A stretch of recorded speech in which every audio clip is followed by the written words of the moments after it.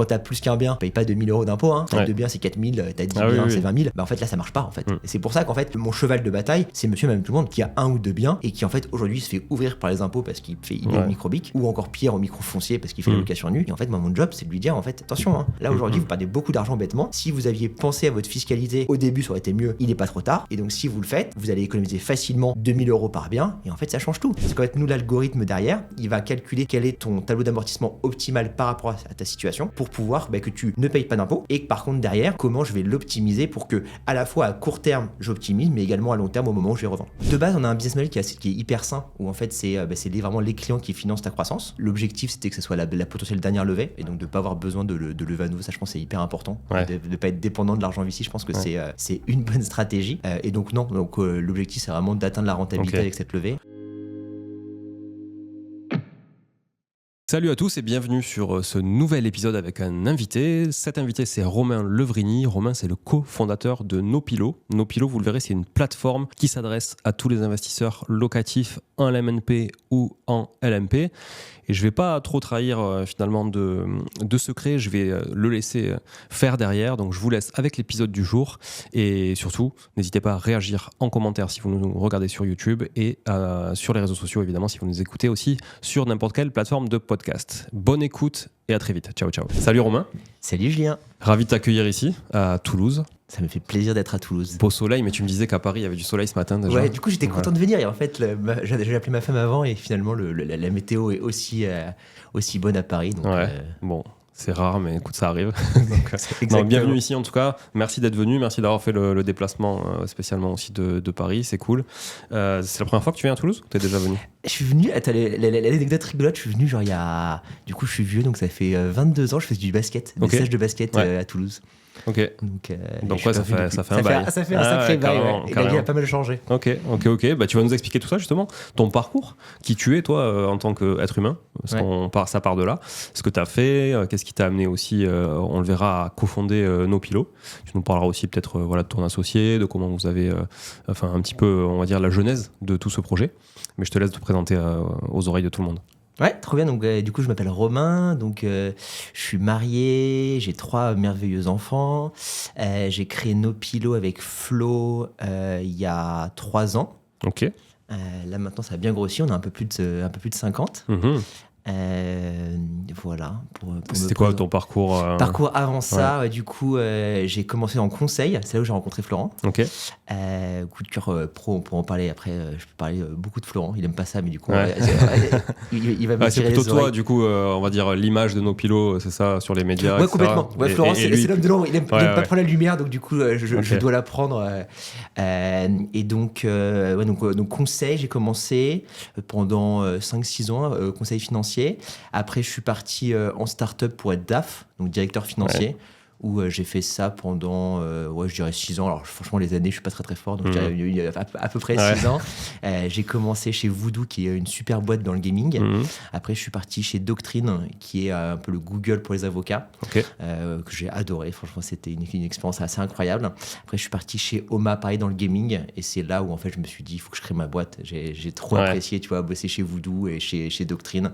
Et là, je me suis dit, c'était le bon moment, donc je suis allé. Et donc là, la petite anecdote rigolote, c'est que Florent, j'ai essayé de le recruter 3 fois, chez Voodoo, chez Doctrine, chez Oma. À chaque fois, il me dit non. Il faisait quoi, lui ? Lui, là, donc, chez. La plus grosse XP, c'était chez Toucan Toco, où il a commencé CSM. Après, il a été au produit. Après, il a dirigé le produit. Après, il a été directeur général d'une BU. Donc, super carrière. Et donc, moi, je me disais, vraiment, ça, c'est quand même un gars super. J'ai envie de le recruter. Chaque fois, c'est non. Et la 4e fois était la bonne. C'était en gros, Florent, est-ce qu'on créerait pas une boîte ensemble ? Et il me dit, je te dis pas non. Et donc là, je te dis pas non, pour moi, c'était un énorme oui. Donc je me suis fait, là, je le lâchais plus, quoi. J'avais mon os à ronger. Je l'ai travaillé. Après, c'était bon. Il m'a fait, bon, c'est bon, je quitte Toucan et on crée notre boîte ensemble. Donc, qu'est-ce qui vous a amené justement à créer une boîte dans ce domaine-là, dans le domaine de l'expertise comptable au final, et de la fiscalité ? Ouais. Du coup, ce qui est assez rigolo, c'est que le premier truc, c'est vraiment de se dire, on veut la créer ensemble, avec l'ambition de créer une boîte où on on est épanoui, avec des gens sympas, des gens brillants, des gens épanouis. Parce que tu vois, c'était vraiment moi, pourquoi j'ai adoré mon expérience chez Doctrine et lui chez Toucantoco, c'était vraiment ça. C'était qu'en fait, qu'est-ce qui fait qu'on est épanoui? C'est juste en fait, le matin, t'as le smile, quoi. T'es épanoui. Et après, on a essayé d'identifier, tu vois, qu'est-ce qui faisait qu'on était épanoui? C'était vraiment ça. C'était, on apprend tous les jours, on a des challenges tous les jours et on bosse avec des gens super sympas. Donc ça, c'était vraiment le point de départ. Donc, au début, il n'y avait pas de Nopilo, il n'y avait pas d'IMO, quoi. Et de fil en aiguille, donc on s'est dit, c'est bon, déjà, on a un peu notre cahier des charges, quoi. On se lance avec ça. Et après, une fois qu'on s'est lancé, on a testé plein d'idées. Et assez rapidement, du coup, on est tombé sur Nopilo. Et donc là, on s'est dit, l'IMO, les finances perso. Donc c'est un peu plus large, quoi. C'est de se dire, en fait, il y a un constat de base, c'est qu'il y a plein de gens qui optimisent pas. Ils perdent plein d'argent. Potentiellement, tu vois, avec la retraite, moi, je pense, j'ai une conviction très forte avec Florence, c'est qu'on va pas dans la bonne direction. Donc il faut se prendre en main le plus tôt possible. Et donc, l'IMO, c'est une super classe d'actifs pour le faire, parce qu'en fait, ça fait pas peur. C'est plutôt simple, c'est assez accessible. Donc il y a plein de gens qui le font et après il y a plein de gens qui le font mal. Et donc par contre, le faire bien, tu peux le faire a posteriori. C'est ça qui est pas mal. Tu vois, la finance, je dirais que quand tu le fais mal, t'es mal parti. Par contre, l'IMO, une fois que tu as acheté ton bien, idéalement, tu as acheté le bon bien au bon endroit, au bon prix avec les bons locataires. Ça, c'est le monde parfait, ça n'existe pas. Mais une fois que tu as ton actif, même s'il n'est pas optimisé, pour le coup, tu peux l'optimiser a posteriori. Donc, ça, c'est cool. C'est vrai. Et notamment sur la fisca. Et donc, c'est vrai que sur la fiscalité, tu peux faire plein de belles choses, même a posteriori. Et après, en effet, si tu le fais en amont, c'est encore mieux. Mais après, tu peux quand même rattraper les choses, quoi. Et vous aviez déjà une expertise en investissement immobilier de votre côté? Ouais, moi, j'avais fait pas mal d'investissements immo. Et un peu par hasard. Et c'est comme ça, en fait, en les faisant, que du coup, j'ai appris. Et donc, ça, c'est un peu venu de là, quoi. C'est que on a, pour les premiers clients, tu vois, moi, je parlais de mes cas, quoi, te disant, là, moi, j'ai fait ça. Dans ton cas, j'aurais fait ça. Et de fil en aiguille, on a dit, putain, là, tu peux économiser beaucoup d'argent. Et en fait, c'est ça qui a intéressé les clients. Donc vraiment, avec la découverte, ça a été en parlant de fiscalité, les clients se sont dit, ah ouais, ça m'intéresse ton truc, Romain, comment le faire? Et donc là, on s'est dit, il faut créer un logiciel pour le faire. Et donc, on a créé ce logiciel. Et après, franchement, ça a grossi assez vite. Donc ça, c'est ce qui était hyper excitant. C'est que, premier, tu vois, au début, on prend notre téléphone, on est que deux. Et on appelle, les clients, ça revient. Après, on se dit, il faut... Vous appelez qui au début? Au début, donc Florent, il crée un site. Il fait du paid marketing, donc il fait venir des personnes. Donc, propriétaires immobiliers. Au début, on leur vendait un peu tout n'importe quoi. On savait pas trop qu'est-ce qu'on cherchait à vendre. Quand on parlait du coup de fiscalité, on parlait de quittance, on parlait d'optimisation de charges. Vraiment, on parlait de tout. Assez rapidement, on a compris qu'en fait, ce qui marchait bien, c'était la fiscalité, parce que c'est là où tu peux vraiment économiser beaucoup d'argent. Tu vois, nous, ce qu'on voit, c'est qu'en moyenne, on fait économiser 2 000 € par an sur la fiscalité. Donc, vraiment, c'est là où il y a un intérêt d'économie en face. Parce qu'effectivement, de l'édition de quittance, le mec, il gagne pas grand-chose, quoi. Exactement. Il gagne du temps, mais il gagne pas grand-chose. Exactement. Par contre, là où tu gagnes beaucoup, c'est la fiscalité. Donc, on a parlé de ça. Et ouais, donc vraiment, c'était vraiment ce sujet-là. Le point de départ, ça a été optimiser la fiscalité. Comment je fais ça?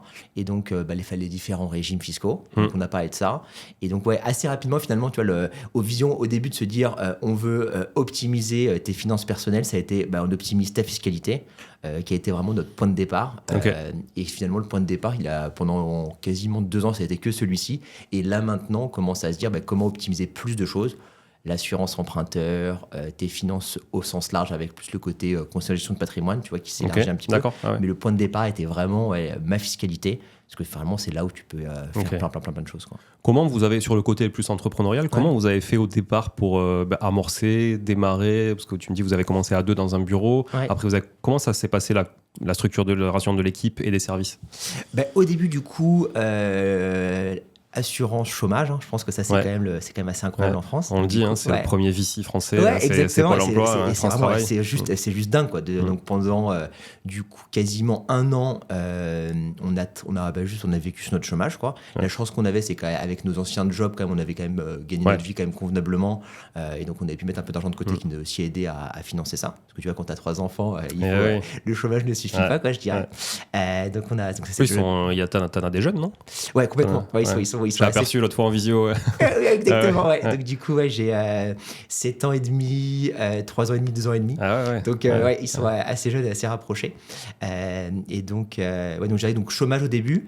Et ce qu'on s'est dit, c'est que hyper rapidement, en fait, à partir du moment où on a voulu recruter, on s'est dit, en fait, on ne veut pas le faire avec nos deniers personnels. Donc là, on est allé chercher de l'argent. Et donc, on a levé de l'argent avec des business angels. On a levé un peu moins de 600 000 euros. Et donc, ça nous a permis de vivre pendant quasiment un an et d'atteindre un peu plus d'1 million de chiffre d'affaires. Donc plutôt cool. Donc là, au début, quand vous levez 600 000 euros, vous levez sur plutôt un projet que des chiffres réels. Ouais, complètement. Ouais. Et donc là, à l'époque, on était 3. Donc il y avait Florent et Mathieu. Mathieu sur la partie tech. Florent sur la partie un peu tout. Donc Florent, c'est un petit génie qui sait tout faire. Et moi, j'étais l'homme sandwich. Et puis c'est avec la partie fiscalité, quoi. L'expertise fiscale, c'était plus chez moi. Et commercial, du coup. Et donc c'est là-dessus qu'on est parti. Après, on a recruté un premier tech, un premier sales. C'est comme ça que c'est parti. Et ensuite, pour accélérer, donc là, c'était à l'été dernier, on a levé un peu plus de 2 millions et 1 million en dette. Donc au global, toute l'histoire, on a levé 4 millions.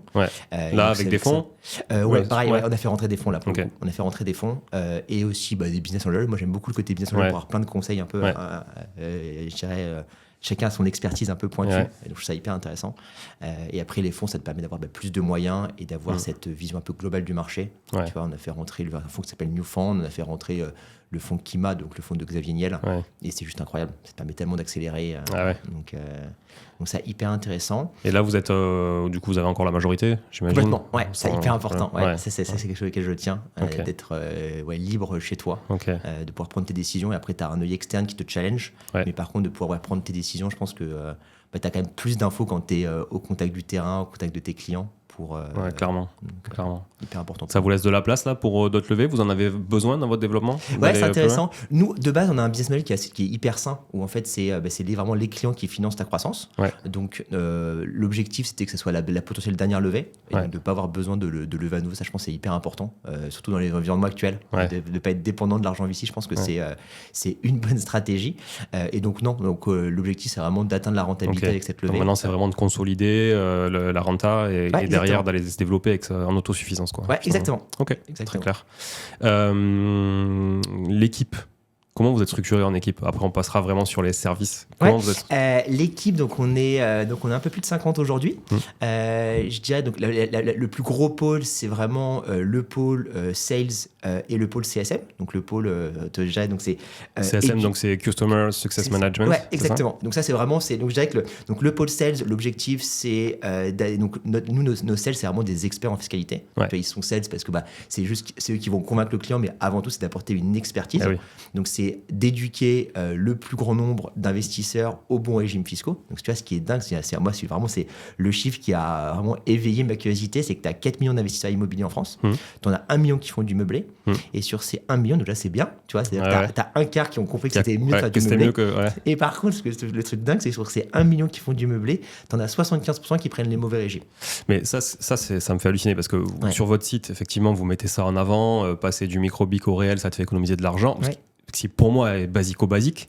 Et bon, et effectivement, tu vois, moi je baigne dans ce métier-là, donc dans ce monde-là, donc je me dis, c'est fou qu'il y ait autant de gens qui soient encore en micro-BIC. Alors que franchement, ça a souvent pas de sens, quoi. C'est ça. Et comme moi. En fait, vraiment, c'était moi, c'était vraiment un choc, hein, parce que tu vois, quand j'ai fait mes investissements immo en meublé, pareil, pour moi, c'était un non-sujet. Enfin, le réel, il y a que ça quasiment. Mais en fait, vu que le LMNP, donc au micro-BIC, c'est quand même bien plus avantageux que la location nue. En fait, il y a plein de gens qui s'arrêtent là. Ils se disent, en fait, c'est génial. Et en effet, c'est quand même génial, parce que si tu fais juste la location nue, en général, tu payes, nous, on fait des simulations, on en fait beaucoup, donc tu payes entre 3 et 4 000 euros d'impôts. Tu passes au régime micro-BIC, tu passes à 2 000 euros. Tu as quand même déjà un super gain. Et en fait, la majorité des gens s'arrêtent là. Et donc là, nous, notre job, c'est de se dire, en fait, non, il ne faut pas s'arrêter là, c'est très bien, mais en fait, il y a un autre monde, la boîte de Pandore, et là, tu te dis, ah non, c'est quand même vraiment dommage que tu pourrais payer zéro. Et en fait, et ce qui est dingue, c'est quand on a creusé au début, on a fait que du B2C, donc direct, donc nos pilotes au client final. Et après, en de fil en aiguille, on a commencé à bosser avec des agences immobilières, avec des gens comme vous qui sont vraiment qui vont chercher plus les investisseurs immobiliers. On a bossé aussi avec des CGP, donc aussi agences patrimoine. Et en fait, ce qu'on s'est rendu compte, donc CGP non, vous non. Par contre, agents immobiliers, la majorité, pareil, n'était même pas au courant de ces régimes fiscaux micro-BIC versus ça, c'est vrai. Dans les agences classiques, effectivement, c'est pas leur métier d'apporter du conseil aussi là-dessus, et leurs clients sont pas forcément conseillés de la même manière que dans du CGP ou du clé en main. Exactement. Mais du coup, c'était vraiment un choc. Tu vois, moi, c'était vraiment une surprise de me dire, t'es un expert en immobilier. Et du coup, je me rappelle quand on est allé en agence, et en fait, là, on parlait de fiscalité, et là, c'était les petits lever la main qui fait l'investissement immobilier. Donc là, tous. Et qui est au régime micro-BIC, tous. Et là, on s'est fait, non, mais c'est pas possible, en fait. C'est fou. Et donc là, du coup, nos premiers clients partenaires, c'était les agents IMO. Et après, du coup, après, une fois qu'ils avaient compris, ils pouvaient apporter cette expertise à leurs clients. Et donc là, c'était hyper vertueux. Et je reviens sur un truc que tu disais sur les sales, parce que je trouve que c'est intéressant, parce que souvent, il y a un monde entre celui qui vend et celui qui exécute. Et tu dis, voilà, vos sales, ils sont alertes sur tous ces sujets-là, et ils maîtrisent la fiscalité avant de vendre des optimisations de fiscalité. Et pour moi, ça, c'est essentiel, parce qu'en fait, tu arrives souvent quand même dans des boîtes où les sales vendent des choses qui sont pas forcément, qui reflètent pas forcément la réalité de l'exécution derrière des équipes vraiment de terrain ou exécutives. Et je trouve que ça crée un décalage. Donc vous avez choisi d'avoir une force commerciale qui est avant tout sachante, avant d'être commercial. Complètement. Et du coup, ce qui est assez marrant, c'est qu'on a complètement changé. Nos premiers recrutements, c'était des vrais sales expérimentés. On a formé la fiscalité. Et maintenant, en fait, la majeure partie de nos sales, c'est pas des sales. Et nos meilleurs commerciaux, en fait, c'est pas des sales. C'est, tu vois, et moi, ce que j'adore, c'est que la majeure partie de nos profils, en fait, c'est des profils reconvertis. Et en fait, c'est génial. Je trouve que c'est plus sain. Complètement. En fait, moi, ce que je ne veux pas, justement, c'est qu'en fait, c'est d'avoir un désalignement entre les intérêts de nos pilotes et les intérêts de mes clients. Et en fait, moi, mes sales, jamais ils vendront un truc qui est pas intéressant pour le client. Ça sert à rien. En fait, c'est voilà. Donc en effet, tu vas chercher des profils qui ont plus l'intérêt du client, qui ont plus la curiosité d'apprendre et devenir vraiment un expert en fiscalité. Et ensuite, le côté sales, en fait, il disparaît. T'as pas besoin de ça, en fait. Parce qu'en fait, une fois que tu présentes le régime fiscal et que tu vois qu'en fait le gain il est hyper important, t'as plus besoin de le vendre. En fait, le client il comprend qu'en fait, justement, t'es plus pédagogue. En fait, tu vois, le plus important pour nous, ce que je cherche chez un commercial, c'est sa capacité à être un bon pédagogue qu'être un bon vendeur. Et de vendre, ça sert à rien. T'as pas besoin de le faire. Je suis d'accord. Si ton client, tu l'as éduqué, et la vision de la boîte, c'est vraiment celle-ci, c'est de se dire, en fait, comment je vais éduquer le plus grand nombre au bon régime fiscal et au bon choix financier pour être libre financièrement et donc, du coup, de plus dépendre du régime de retraite qui, à mon avis, est cassé. Mais ça, je partage aussi ton avis. Donc, sales, du coup. Exactement. Ensuite, du coup, CSM. Donc, du coup, c'est, en fait, première étape, c'est éduquer. Donc, c'est faire comprendre au plus grand nombre que le régime réel est bien plus avantageux que le micro-BIC. C'est une première étape. Mais ça, c'est une fois que le mec est client. Exactement. Et ensuite, une fois qu'il est client, c'est lui offrir la meilleure expérience tout au long de sa vie. Donc là, c'est l'équipe CSM. Et donc là, ce qui grossit très vite parce que forcément, vu que notre parc client grossit, on a plus de 5000 clients là en un peu moins de 3 ans. Donc c'est plutôt sympa. Par contre, en face de ça, il faut créer une équipe aussi grosse pour pouvoir leur offrir l'expérience incroyable qu'on cherche à offrir. Donc ça, c'est l'équipe CSM. Et ensuite, pour tout ce beau monde, après, tu as une grosse équipe tech. Du coup, c'est l'autre gros pôle qui va créer le produit qui permet aux clients d'avoir une expérience waouh, d'avoir une liasse fiscale le plus rapidement possible et le plus automatisé possible. Et après, quand même, un autre gros pôle chez nous, c'est le pôle marketing et le pôle ops, qui va du coup permettre justement d'éduquer les gens, de pouvoir faire venir les investisseurs sur notre plateforme et ensuite de pouvoir parler avec nos commerciaux et après du coup avec nos customer success pour que tu aies cette expérience totale où en fait tu as compris que le bon régime c'était le régime réel et ensuite que ça soit facile pour toi de saisir tes informations et d'optimiser. Justement, là, on va rentrer plus dans le vif du sujet et de manière opérationnelle, quels sont un peu les bénéfices à tirer pour les auditeurs et les auditrices qui nous écoutent et qui sont justement dans le cadre du LMNP. Comment vous proposez quoi comme plateforme ? Est-ce que c'est une plateforme digitale ? Parce qu'il y a de l'humain derrière, j'imagine quand même. Est-ce que vous avez des experts comptables du coup certifiés pour gérer les comptes ? Qu'est-ce que vous proposez de manière générale ? Socle de base, on va dire, est optionnel. Le socle de base, donc c'est une solution donc, pour le coup 100% digitale. Donc, tu es investisseur en location meublée, tu optes pour la solution de Nopilo. Qu'est-ce qui va se passer ? C'est que chaque année, tu vas devoir saisir tes informations, donc combien j'ai payé combien j'ai remboursé de loyer, combien j'ai payé de charges, quel est mon crédit. Donc tout ça, on le rend le plus simple possible pour que ça prenne le moins de temps possible et le moins de charge mentale. Et donc, Derrière, ça se traduit en liasse fiscale qu'on envoie aux impôts pour toi. Okay. Donc ça, c'est vraiment le cœur du sujet, c'est celui-ci. On a un expert comptable en interne, mais on n'est pas expert comptable du tout. Ah, vous n'êtes pas expert comptable. Ouais, donc pas besoin vous rentrez pas les amortissements, tout ça. Alors, si, alors, intéressant. Du coup, tu vois, donc ça, même, tu vois, du coup, même, tu vois, le plus sachant, du coup, ce que j'estime beaucoup, et tu vois, t'as pas besoin de ça, en fait, c'est que t'as pas besoin d'être expert comptable. Donc ça, c'est le truc, vraiment le truc hyper important. Tu vois, moi, je le suis pas. Et en fait, par contre, le logiciel va te calculer tous tes amortissements et va te sortir une liasse fiscale qui est, voilà, qui est tout dans les clous. Mais par contre, nous, on n'est pas expert comptable. Et on ne le sera pas. Je pense que c'est vraiment hyper important. Et donc ça, c'est hyper important parce que tu vois, moi, je ne suis pas expert comptable, donc c'est pas moi qui vais saisir les informations pour mes clients. Moi, mon client, il est autonome. Par contre, derrière, en effet, moi, ma responsabilité, c'est que ce que je fasse, ça soit dans les clous fiscaux et légaux pour que derrière, mon client, il ait aucun problème. Donc typiquement, on prend un exemple concret. J'achète un bien, on va dire c'est le premier bien en MNP. J'achète un bien en MNP, j'achète par exemple 100 000, j'ai 10 000 euros de frais d'agence. Donc là, je vais saisir que j'ai acheté 100 000, dont 10 000 euros de frais d'agence. Lui, ça va me calculer l'amortissement en fonction de la répartition des murs, du terrain, etc. Exactement. C'est ça, donc ça va tout. Et ensuite, je vais dire, je l'ai loué à partir de telle date, à tel prix mensuellement. J'ai tant de dépôts de garantie séquestrés. Ça va jusque-là? Ouais, exactement. Mais vraiment, l'objectif, c'est que tout ce qui est obligatoire pour avoir une comptabilité. En fait, tout ce que fait le comptable. Ouais, exactement. Tout ce que fait le comptable, la saisie qui fait le comptable, c'est toi qui l'as fait, c'est ça? Exactement. Et par contre, du coup, on essaye du coup de s'abstraire de cette logique comptable, justement pour. Parce qu'en fait, pourquoi en fait, en creusant, parce que peut-être, si je reviens un petit peu en arrière, on a découvert que tu avais justement ces 1 million d'investisseurs en meublé qui le faisaient. Du coup, tu avais 75% qui le faisaient mal. Pourquoi? En fait, le pourquoi, justement, c'est qu'en fait, quand tu parles comptabilité, tu parles fiscalité, tout le monde te dit c'est pas pour moi. En fait, je suis pas expert, ou ça va me coûter un âne mort. Ou il faut payer un expert comptable. Ou un fiscaliste. Et donc, en fait, je vais pas le faire, c'est pas pour moi. Donc, en fait, nous, on essaye d'abstraire de cette logique comptable. Et donc, en fait, typiquement, cette logique d'amortissement se bâtit. En fait, ça donne des boutons. En fait, nous, ce qu'on fait, et donc, pour ça, tu n'as pas besoin, du coup, toi, investisseur, de le comprendre. Ce qu'on va te demander, c'est en effet, c'est combien coûte ton bien, ça c'est important, et quelle est sa superficie. Et là, c'est la localisation. En fait, ça va être ça les 3 critères principaux pour pouvoir se dire, en fait, notamment, quelle est ma cote par terrain. Quel est, en fait, et donc, en fait, c'est ça qui va tout, tout va découler. Parce que ton terrain en France, enfin, du coup, en loi fiscale française, il n'est pas amortissable. Par contre, tout le reste l'est. Et ensuite, nous. Mais dans des proportions différentes. Exactement. Et donc, nous, tout notre savoir, ça va être ça. C'est qu'en fait, nous, l'algorithme derrière, il va calculer quel est ton tableau d'amortissement optimal par rapport à ta situation pour pouvoir que tu ne payes pas d'impôts. Et que par contre, derrière, en plus, avec la loi de finance, on pourra en parler tout à l'heure, il y a pas mal de choses qui ont changé. Comment je vais l'optimiser pour que, à la fois à court terme, j'optimise, mais également à long terme au moment où je vais revendre. Et pour un prêt, par exemple, quand j'ai un emprunt dessus, je peux uploader mon tableau d'amortissement ou je suis obligé de saisir mes intérêts chaque année, je saisis la quote-part d'intérêt, d'assurance. Non, ça c'est une seule fois, c'est au moment où tu crées ton bien et que tu amènes ton crédit, et du coup tu vas saisir tes informations du crédit et ensuite ça tout automatisé à vie, parce qu'en fait, sauf si tu renégocies ton prêt, mais par contre si tu le renégocies pas, là du coup t'as plus rien à faire pendant tes 20 ans de crédit. Ok, très clair. Et après, à chaque fois que je fais des travaux, par exemple, je fais des travaux, j'achète des meubles, etc. Donc, j'imagine j'ai des catégories à saisir. Exactement. Parce que les amortissements ne sont pas les mêmes. Des fois, c'est des déficits reportables. Exactement. Et donc là, imaginons, pour faire simple, je sais pas, donc là, tu as acheté ton bien en 2025. En 2028, tu refais ta toiture. Et là, du coup, tu vas rentrer que tu as fait 15 000 euros de travaux de toiture. Tu vas rentrer gros œuvres, 15 000 euros de toiture.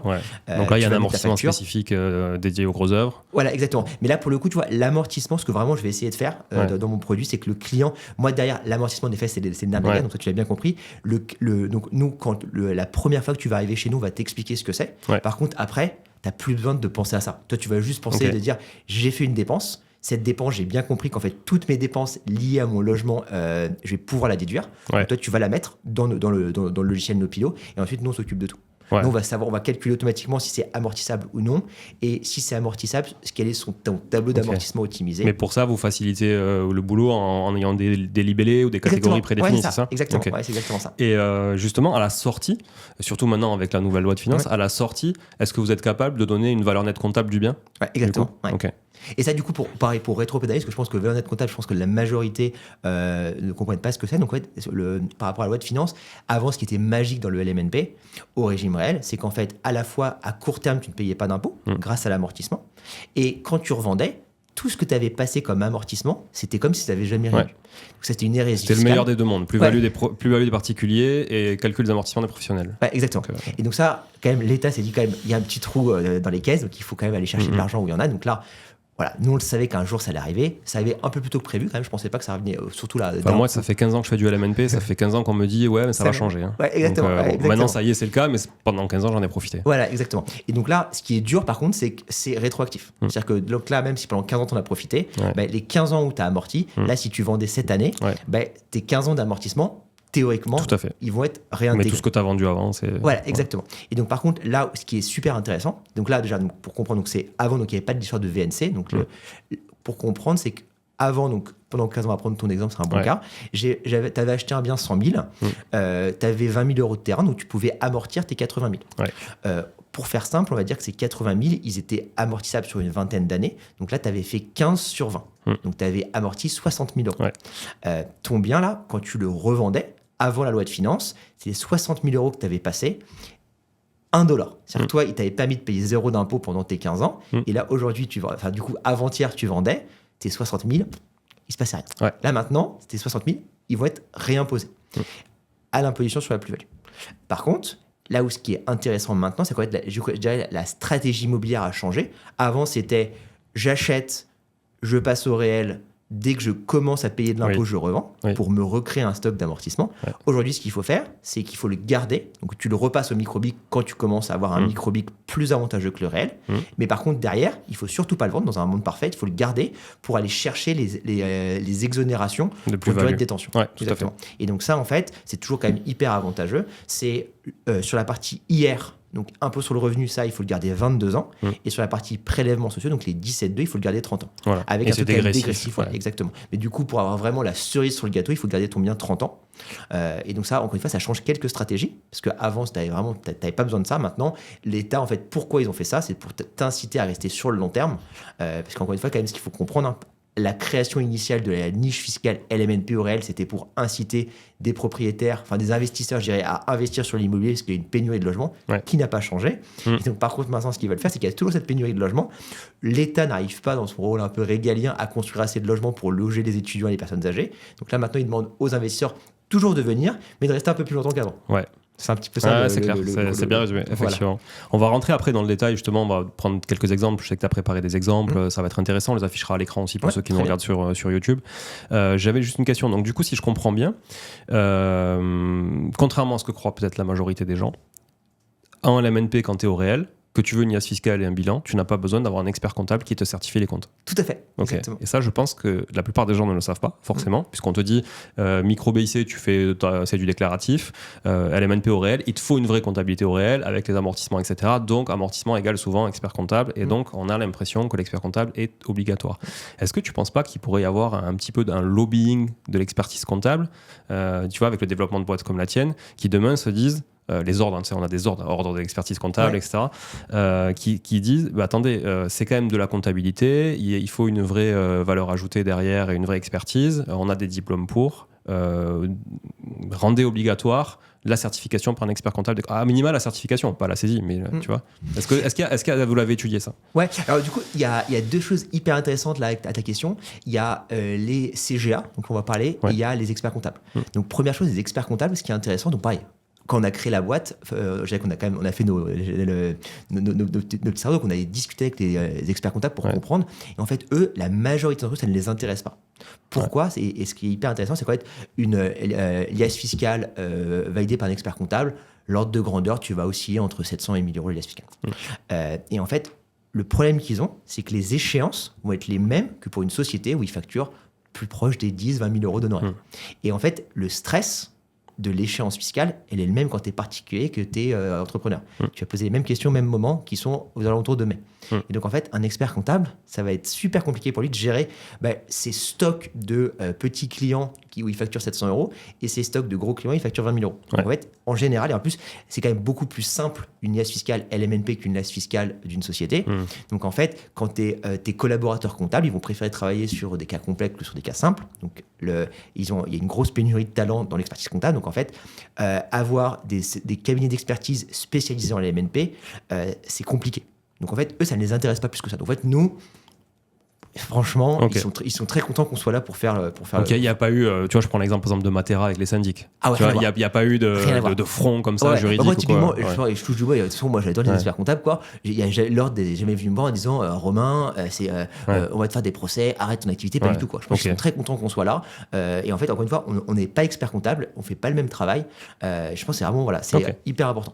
Et ensuite, l'autre truc qui existe, donc c'est les CGA. Donc en fait, en plus de ça, l'État. C'est centre de gestion agréé. Ouais, exactement. Donc ça, avant la loi de finances, c'était un organisme qui était optionnel, qui permettait en fait nous, donc là la majorité de nos clients passaient par ça, c'était en fait nous on fait notre travail de permettre à nos clients d'avoir une liasse fiscale qui est légale et propre et qui permet du coup de ne pas payer d'impôts.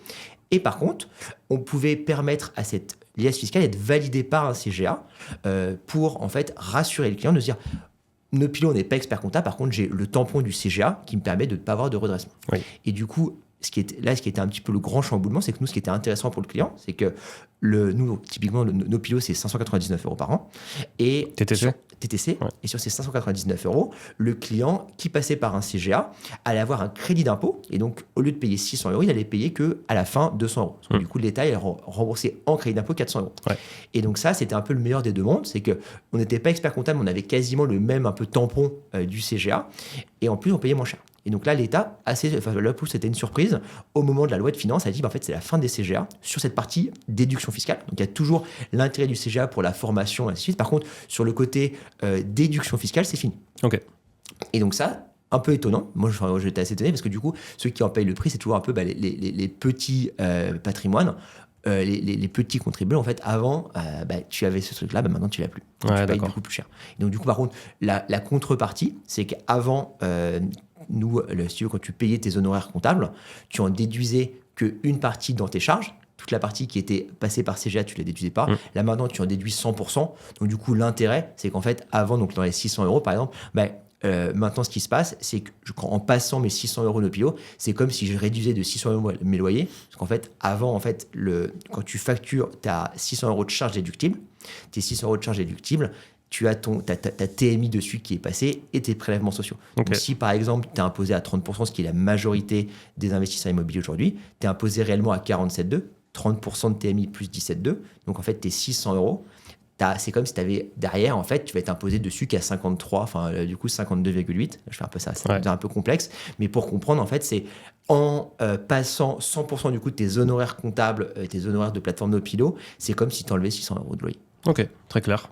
Et vous avez déjà eu des clients qui ont eu des contrôles fiscaux sur du LMNP ? Non. Pour le moment, non. Pas encore. Parce qu'en fait, il y en a très peu. Avant, il y en avait très peu par le CGA. En fait, justement, l'objectif de l'État, c'était passer par un CGA. Il tamponne en disant cette liasse, elle a été validée et donc j'ai pas besoin de le faire. Donc qu'est-ce qui va se passer ? Ça, je sais pas. Tu vois, avant, c'était vraiment cet objectif de l'État avec le CGA, c'est de se dire on peut pas tout valider. Tout on peut pas. C'est trop coûteux même de mettre un contrôle fiscal sur un propriétaire qui gagne 2000 € d'impôts par an. Demain, qu'est-ce qui va se passer ? Je sais pas.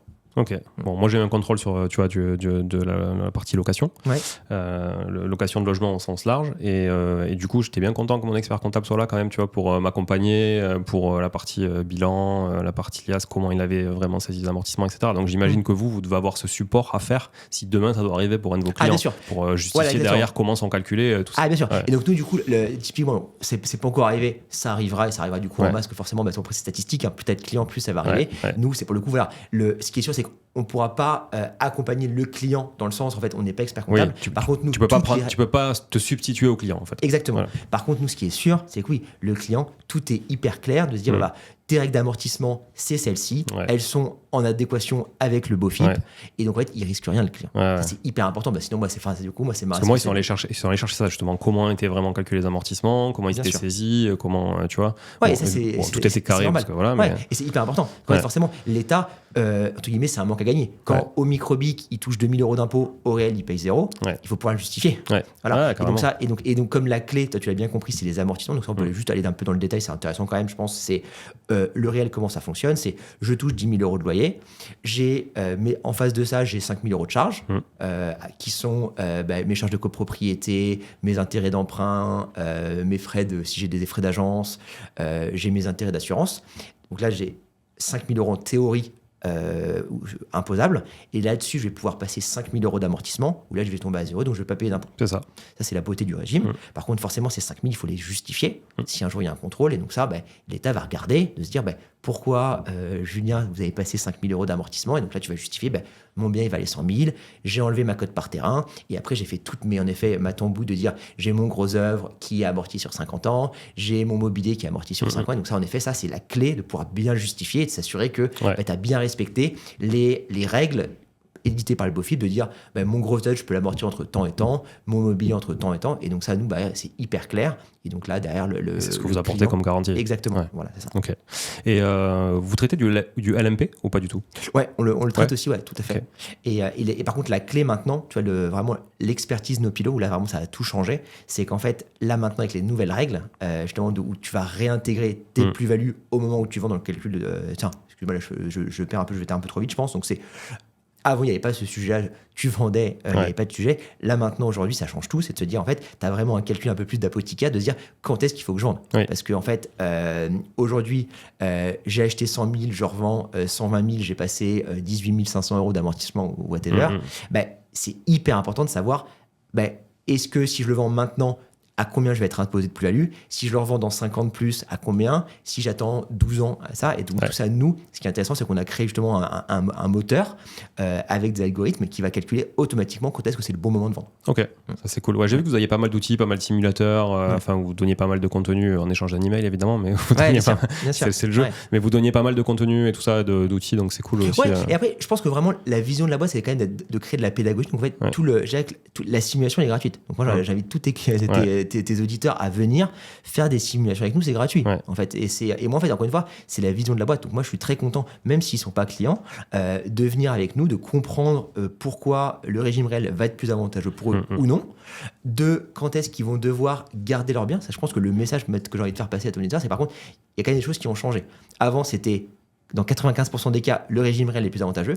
Là maintenant, c'est l'immobilier, c'est un actif de long terme. Ça n'a pas changé. Par contre, c'est plus important qu'avant. Avant, c'était pas grave. Tu pouvais faire un coup, acheter, revendre à 5 ans, être au réel.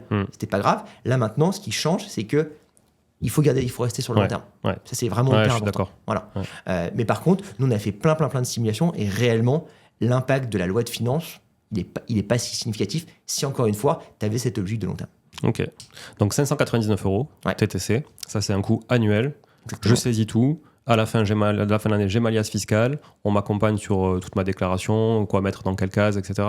Exactement. C'est ça. Tout est fait hyper intuitivement. C'est-à-dire, si tu as besoin de parler avec nous, tu as cette équipe hyper importante de Customer Success qui va t'aider pour te simplifier la vie. Par contre, l'objectif, à la fois pour toi, pour ne pas perdre de temps, et à la fois pour nous, pour que ce soit rentable et qu'on puisse accompagner le plus grand nombre, l'objectif, c'est de passer le moins de temps possible avec toi. Par contre, clairement, nous, il y a des clients où c'est un peu plus compliqué, où notre produit n'est pas encore assez beau, assez magique, où on va passer du temps avec eux, on va leur répondre à leurs appels, bien évidemment.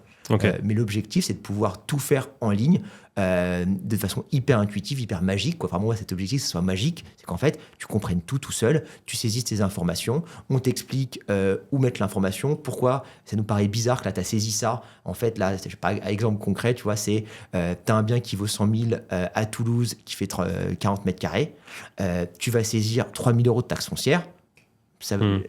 Statistiquement, on a tellement de clients qu'on va pouvoir te dire, ça nous semble bizarre. Est-ce que tu es sûr, Julien, que ta taxe foncière elle est de 3 000 € pour un 40 mètres carrés boulevard Sébastopol? Ça nous semble bizarre. Et là, on va te dire, c'est bizarre. Et après, en effet, tu vas se dire, en fait, c'était pas 3 000, c'était 300. Tu avais fait une petite typo, tu avais rajouté un 0 de trop. Ok. Et je peux saisir quand je veux? Tu peux saisir, quand tu veux. Vous conseillez quoi, vous, comme régularité? Ce qui est sûr, c'est que nous, la majeure partie des clients, et donc notamment, et quand je dis quand tu veux, il y a quand même un sujet, c'est que là, par contre, on va ouvrir la saisie uniquement pour les clients 2024 avec leur liasse fiscale.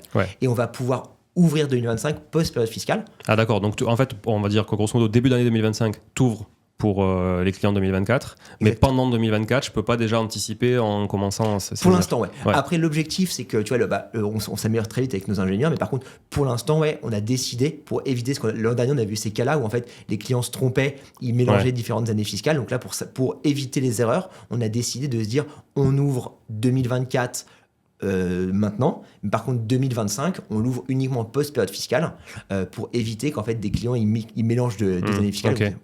Et donc ça veut dire que tu as quand même une grosse saisonnalité en termes de support, toi aussi. Complètement. De ressources humaines, quoi. Exactement, complètement. Et donc ça, par contre, moi, ce que j'invite, tu vois, enfin là, je sais pas si j'aurai des clients qui sont auditeurs, mais par contre, nous, nos clients, on les invite là dès maintenant en février et après c'était en janvier à commencer à saisir, parce qu'en fait, pourquoi attendre la veille de l'échéance fiscale? Mais bien sûr, oui, nous on dort pas beaucoup en mai et en juin, c'est des périodes compliquées. Ça, il n'y a pas trop de débat. Et dans tes 599 €, ça c'est pour un bien, 2 biens, 3 biens, comment ça se passe si j'ai 10, 15 biens? Le pricing il est évolutif, c'est 599 € pour un bien et après c'est 100 € par bien additionnel. Ok, 100 € par bien supplémentaire, ok, ça marche. Donc LMP, c'est ça. Il y a d'autres choses que vous traitez, qu'on aurait oublié? Non, exactement. Ouais. Et après, forcément, à l'avenir, l'objectif, c'est d'accompagner tous les investisseurs immobiliers. Ouais. Donc, on aura envie de faire de la SCI, on aura envie de faire de la TVA. Comment vous pourriez traiter, par exemple, la SCI, adresser la SCI sans expertise comptable? Encore une fois, c'est pareil. C'est le même sujet. Hein. Tu n'as pas le monopole pour le faire. Par contre, c'est un peu plus complexe d'un point de vue moteur comptable, donc du coup pour l'instant on ne le traite pas. Sur une SCI à l'IS, tu n'as pas besoin d'une certification non plus? Des comptes pareil. C'est fou ça. Ouais, mais en fait, il y a vraiment, en fait, je pense que pendant très longtemps, avant, tu vois, l'expert comptable, c'était le garant de ça. Et comme tu as vu que c'est une profession réglementée, on a l'impression qu'on est obligé de passer par un expert comptable. Ouais. En réalité, non. Ah ouais, ok. Ouais. Bon, et rassure-moi quand même, pour les SAS, SARL, tout ça, t'es obligé d'avoir une expertise. Ouais. Ok, donc il y a vraiment que pour les sociétés civiles immobilières. Ouais, enfin, sociétés civiles, en général. Et après, j'ai pas creusé. Ouais. Si ça se tombe, et je ne sais pas, si ça se tombe pour les SAS, t'es peut-être pas obligé. Ouais, ok. Mais je ne sais pas. Ouais. Ok, bon, intéressant. On peut peut-être donner un exemple de cette fameuse loi de finances qui est passée, qui fait poser beaucoup de questions. Vous devez en avoir, on en a. Tous les gens qui sont un peu visibles sur l'immobilier ont des questions là-dessus. Est-ce que je peux toujours investir dans l'immobilier? Est-ce que c'est encore le moment? Est-ce que c'est si? Alors, il y a eu les taux, maintenant il y a la loi de finances, il y a toujours une excuse pour ne pas le faire. Ouais. Est-ce qu'on peut prendre un exemple concret, justement, de quel est l'impact de la loi de finances sur un investissement aujourd'hui? Ouais, complètement. J'ai fait des petits cas. Donc tu vois, on pourra les mettre. Là, je prends un peu mon ordinateur. Ouais, on va les afficher à l'écran. Ouais, trop bien. Déjà, je pense la première chose à voir, donc les plus gros impacts, c'est ma tranche marginale d'imposition et c'est est-ce que j'achète à crédit ou non. Ouais.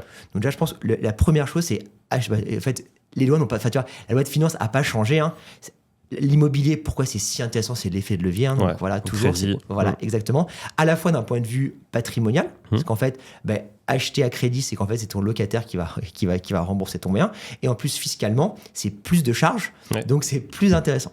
Et donc, concrètement, pour faire simple, si tu achètes à crédit, ça n'a rien changé pour toi. Dans 95% des cas, là, je ne vais pas faire tous les cas là, mais en gros, le message pour simplifier, c'est si j'ai acheté à crédit, que j'ai une TMI à 11% ou à 30% ou à 41% ou à 45%, c'est toujours plus intéressant d'investir de faire du réel par rapport au micro-BIC. Ouais.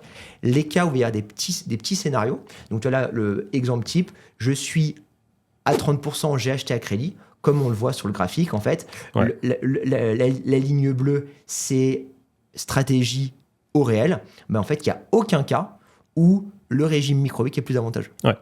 Et donc là, par exemple, on a fait des simulations, même si j'ai fait de la plus-value, donc si j'ai acheté, donc c'est quand même l'objectif aussi, hein, c'est que j'achète 100, l'objectif dans quelques années, c'est pas de le revendre 100. Quoi. Et donc ça, régime réel plus avantageux. Ensuite, comme je te disais, je suis à 11%, donc là, il y a ça devient, en général, c'est là où c'est un peu plus tricky, quoi, un peu plus, je dirais, il faut se poser des questions et se dire est-ce que mon régime réel va être plus avantageux. Donc là, comme tu le vois sur le graphe, il y a des années où c'est un peu plus léger. Voilà. J'ai acheté en 2025, si je revends en 2040, ça ne joue pas grand-chose. Néanmoins, régime réel plus avantageux que micro-BIC. Et ensuite, là, se pose la question, j'achète pas à crédit. Donc là, ce qui est, pour le coup, plus rare et plus questionnable. Parce qu'encore une fois, si tu peux le faire, tu as tout intérêt à acheter à crédit, hein, d'utiliser ton effet de levier. Oui. Si tu as 100 000 € d'épargne, c'est une hérésie d'acheter sans crédit. Enfin, si tu peux le faire, il faut le faire. Quoi.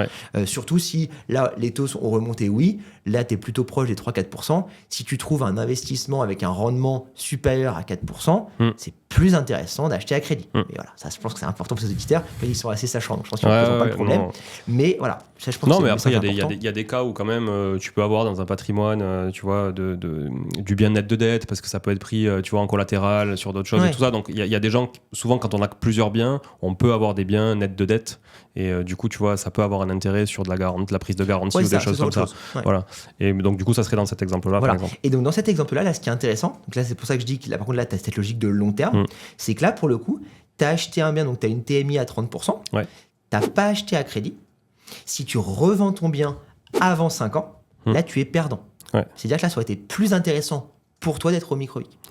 Mais par contre, si tu as cette logique de long terme, et souvent c'est le cas, parce que comme tu le sais avec les frais de notaire, tu n'as aucun intérêt sur 4-5 ans à revendre, sauf si tu fais un super coup où tu as des énormes plus-values. Et donc là, en effet, passe au micro-BIC, et c'est le but de l'État. Encore une fois, là, ce qu'il faut comprendre pour synthétiser, c'est qu'en fait, cette loi de finances, elle a son ambition, c'est de se dire, tu es investisseur, reste sur le long terme.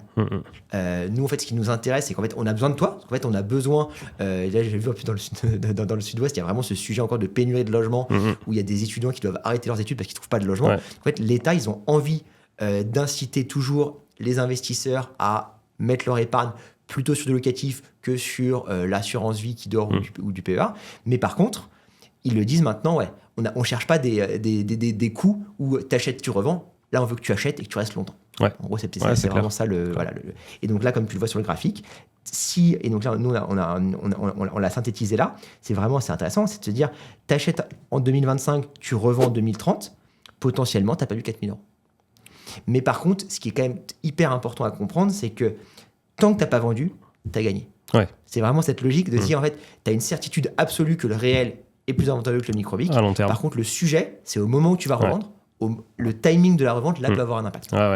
Très clair. Bah écoute, j'espère que après, voilà, j'invite les gens à mettre pause si jamais, à revenir, tu vois, et à revoir les chiffres et tout ça, parce que nous, on les a sous les yeux et tout ça, c'est clair. Mais ok, très intéressant. C'est quoi les next steps là, pour Nopilo, justement, à propos des services que vous pourrez proposer aux clients qui sont déjà clients chez vous ou qui seraient en passe de le devenir? Déjà, le premier là, qui est déjà live, c'est l'assurance emprunteur. Donc en fait, nous, la vision de départ, c'était de se dire comment on accompagne les gens à sécuriser leur avenir financier. On a commencé par l'immobilier, la fiscalité, parce qu'on l'a compris, c'est juste game changer. Tu, en moyenne, tu économises 2 000 euros par an, sans compter location nue, où il y a quand même aussi un sujet. Et ensuite, par contre, l'autre pan, quand tu fais de l'immobilier, les gros postes, donc c'est la fisca, c'est ton crédit, c'est ton assurance. Donc, on n'a pas encore fait le crédit, parce que l'assurance, c'est plus simple. Donc, courtage, c'est courtage en assurance. Pour faire simple, nous, ce qu'on voit, c'est il y a en moyenne, tu peux économiser 1 000 euros sur ton assurance emprunteur. Et il y a une loi qui a permis de le faire facilement. 1 000 euros sur la durée? Sur la durée du crédit. Non, excuse-moi. 1 000 euros par an. 1 000 euros par an. D'accord. Et donc, durée du crédit, en moyenne, plutôt 10 000 euros. Et ça, il y a plein de gens qui le font pas. Et donc là, pareil, on a créé 1 000 euros par an d'économie, c'est quand même un gros crédit, quoi. C'est plus de la résidence principale. Plutôt complètement. C'est plutôt sur la RP. Sur l'investissement locatif, t'es plus proche des, en moyenne, 400. Tu vas pouvoir économiser. C'est variable, ça dépend de ton bien, donc je vais pas te mettre de chiffres, mais tu as quand même beaucoup de gains à faire, mais c'est encore plus vrai sur ta RP. Et donc par contre, nous, ce qu'on voit, c'est que souvent, l'investisseur locatif, il a également une RP. Et donc, sur ta RP, en plus, tu as plus de garanties, parce que ils te forcent à avoir... Et donc là, du coup, ils prennent plus d'argent, les banques. Et donc, tu as envie d'aller chercher et d'optimiser ça. Donc là, pareil, on a créé un outil assez magique où, en fait, tu as juste à nous envoyer ton contrat de garantie. Et donc, nous, on va tout faire pour toi. On va regarder, on va te dire, Julien, là, potentiellement, tu pourrais économiser, par exemple, 100 euros par an sur ton investissement locatif à Toulouse, et tu pourrais économiser 1 000 euros par an sur ta RP à Toulouse. Envoie-nous juste tes contrats, on gère tout pour toi. Et après, c'est magique. Ça, on peut changer maintenant n'importe quand, l'assurance emprunteur. C'est ça, c'est récent, ça, il me semble. C'est récent. Alors là, j'ai plus la date de la loi, mais c'est plus la date anniversaire, quoi. Tu peux changer n'importe tu peux le faire tout le temps. Ça, c'est cool. Parce qu'avant, il me semble que c'était durant la première année, tu pouvais le faire. Après, c'était tous les 1 an.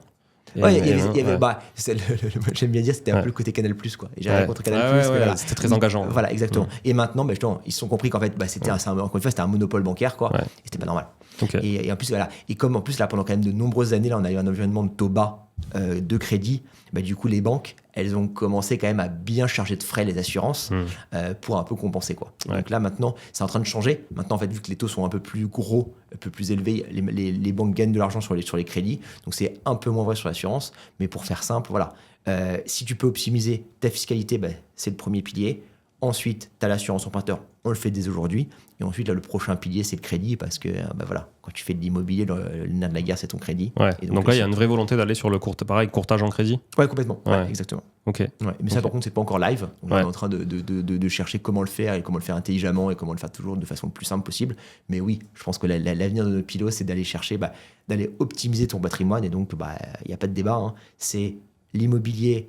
Pour les Français, c'est le plus gros actif et le plus simple pour le faire.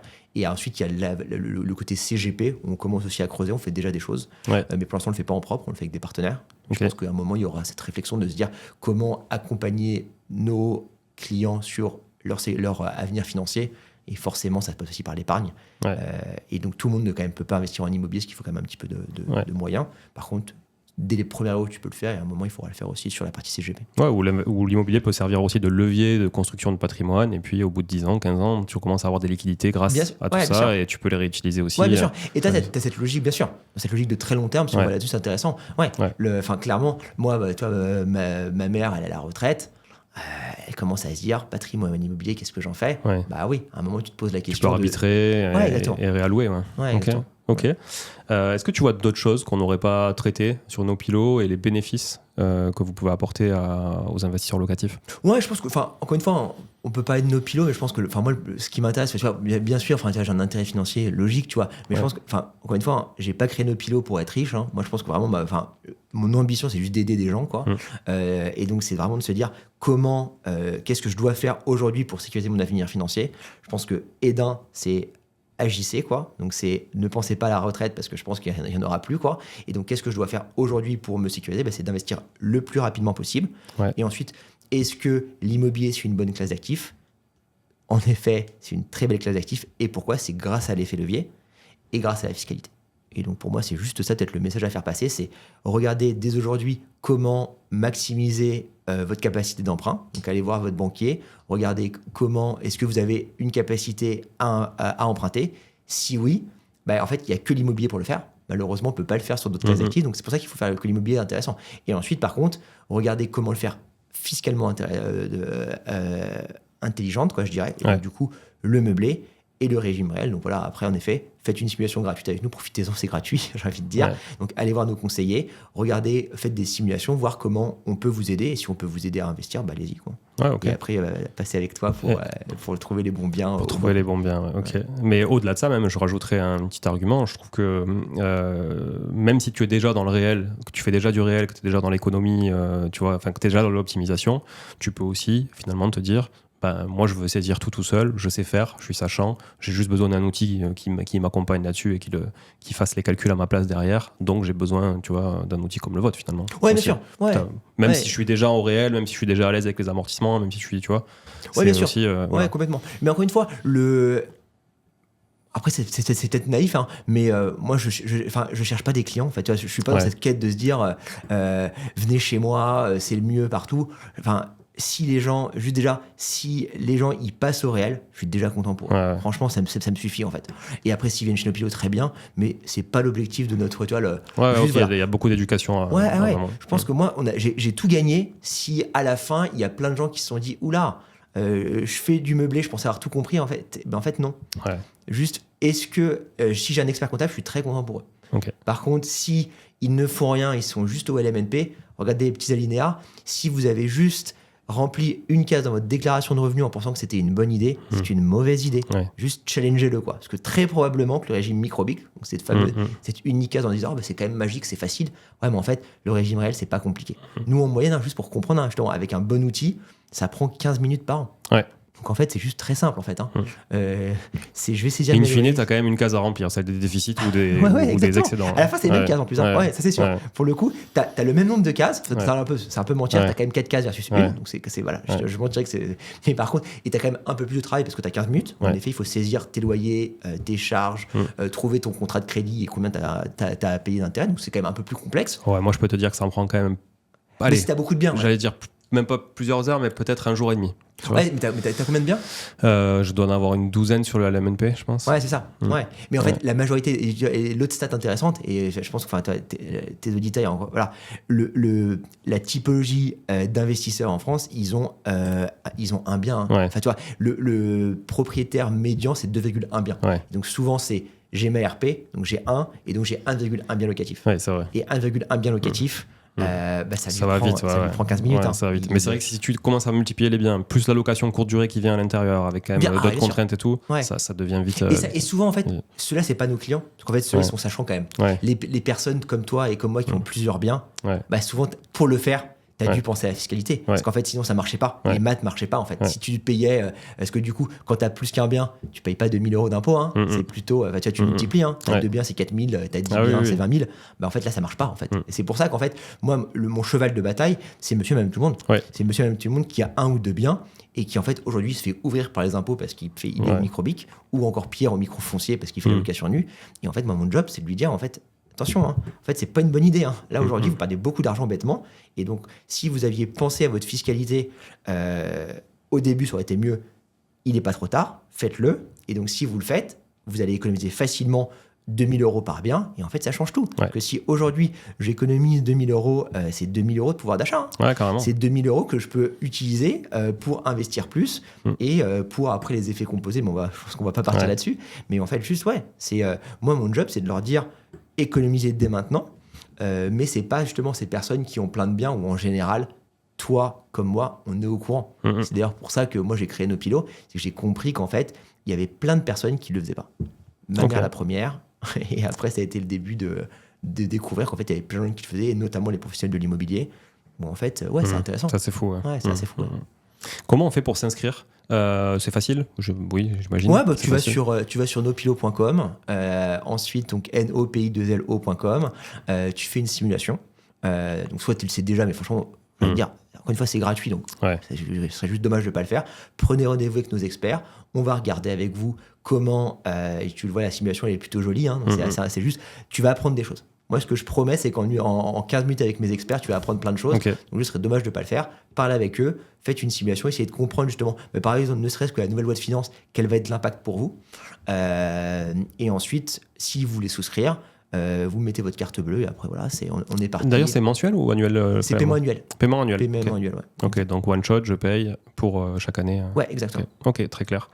Merci beaucoup, Romain, pour toute cette valeur que tu nous as délivrée aujourd'hui, pour nous avoir un petit peu expliqué aussi ton parcours, qui est toujours important aussi, et ce qui t'a amené à créer Nopilo et à accompagner aujourd'hui les investisseurs. On va mettre tous les liens directement dans la description de l'épisode, que ce soit sur les plateformes de podcast, que ce soit sur YouTube.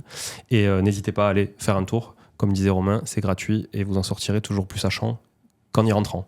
Voilà. Merci, à bientôt. Merci, Jas, c'était un super moment. À plus. Ciao.